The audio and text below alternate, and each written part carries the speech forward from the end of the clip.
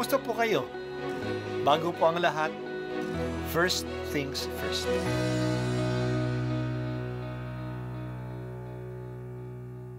Good morning po. Sinisimulan po natin ngayon ang first things first. At dito po, tinatalakay natin sa unang bahagi ng umaga natin ay ang first readings na binabasa po sa banal na misa. Ito pong tinatalakay natin kasi madalas po marami na tayong alam tungkol sa gospel readings. Pero konti po ang nagsasalita sa first readings. Pero ang first readings, bahagi din po yan ng Biblia, ng banal na kasulatan. Kaya susubaybayan po natin ang mga first readings, basahin po natin at kuminsan kailangan ng basahin ng 2 o 3 beses bago maintindihan kasi hindi po tayo familiar sa mga istorya at sa mga kaisipan na tinatalakay dito. Ang pagbasa mula sa mga gawa ng mga apostol. Noong mga araw na iyon, nagkatipon ang may 120 kapatid. Tumindig sa harapan nila si Pedro at nagsalita, "Mga kapatid, kailangang matupad ang nasasaad sa kasulatan na sinabi ng Espiritu Santo sa pamamagitan ni David tungkol kay Judas na nanguna sa mga dumakip kay Jesus. Dati, kabilang siya sa amin at kasama sa paglilingkod. Ngayoy nasusulat sa aklat ng mga awit, ang tirahan niya'y tuluyang layuan at huwag ng tirhan ninuman. Nasusulat din, gampanan ng iba ang kaniyang tungkulin. Kaya dapat tayong pumili ng isang makakasama namin bilang saksi sa muling pagkabuhay ni Jesus. Kailangang ito'y isa sa mga kasama-sama namin sa buong panahon. Nakipamuhay sa atin ang Panginoong Jesus mula nang binyagan siya ni Juan hanggang sa iakyat sa langit. Pumili sila ng 2 lalaki, si Matayas at si Jose, na tinatawag na Barsabas, at tinagurian ding Husto, at sila'y nanalangin, "Panginoon, alam ninyo kung ano ang nasa puso ng lahat ng tao. Ipakilala po ninyo sa amin kung sino sa 2 ito ang inyong hinirang upang maging apostol na gaganap sa tungkuling tinalikda ni Judas nang siya'y tumungo sa lugar na marapat sa kanya." Nagpalabunutan sila at si Matayas ang nakuha. Siya ang nadagdag sa 11 apostol. Ang salita ng Diyos. Salamat sa Diyos. Ngayong araw ay kapistahan ni San Matias, isang apostol. Ang kwento ng pagiging apostol niya ay nakasulat sa aklat ng mga gawa ng mga apostol. Mahalaga na mabuo ang bilang na 12, the 12. Malaki po ang symbolism nito. Ang bayan ng Diyos sa Israel ay nanggaling sa 12 anak ni Jacob. Ang bawat isa sa kanila ay nanggaling sa 12 tribu ng Israel. Ang simbahan ay ang bagong bayan ng Diyos. Ito'y nakatayo sa 12 apostol.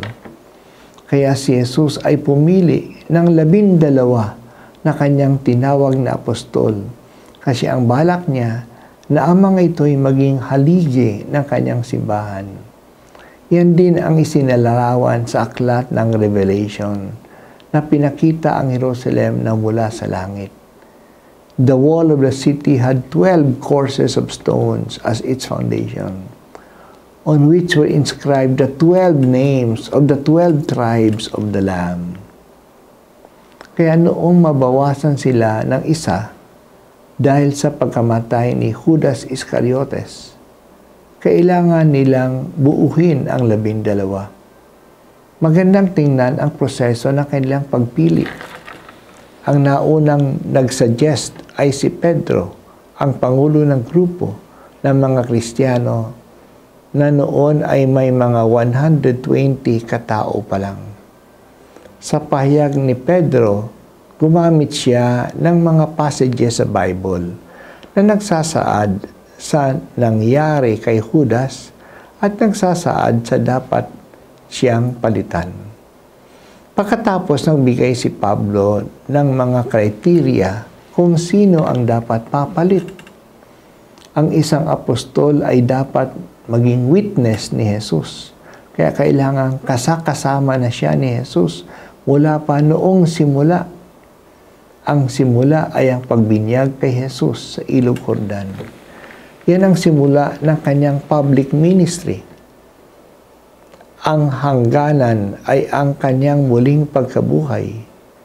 Kaya sa mga kasama nila na mayroong ganitong qualification, dalawa ang lumabas. Si Barsabas, na kilalang Justus, at si Matias. Nagdasal ang grupo na humingi ng gabay kung sino ang italaga na kukuha ng pwesto na iniwan ni Judas Iscariote. Nagpalabuntan sila at ang napili ay si Matias. Ang pangyayaring ito ay ang unang group decision na ginawa ng grupo. Ang desisyon nila ay ginabayan ng banal na kasulatan at ng panalangin. Pero nandyan din ang pamumuno ni Pedro. Nakita nila na ang Diyos ay nagsalita sa kanila sa pamamagitan ng kanilang pagboboto o pagbobotohan. Hindi gaanong maliwanag kung sila ba ay nagbotohan o nagpalabunutan. Sa anumang paraan, ang hinirang nila ay ang kalooban ng Diyos. Hindi ito popularity, ito'y discernment. Ang Diyos ang may desisyon na. Hiniling nila na ang desisyon ng Diyos ay lumabas sa kanila pagbubunutan o kaya pagbobotohan. Salamat, Panginoon, sa biyaya ng 12 apostol. Sa pamagitan nila, ipinagpapatuloy ang misyon ni Jesus sa mundo. Salamat sa mga obispo namin na sila ang mga kahalili ng mga apostol sa aming piling. Panatilihin mo sila na naging tapat sa paggabay sa simbahan sa aming panahon.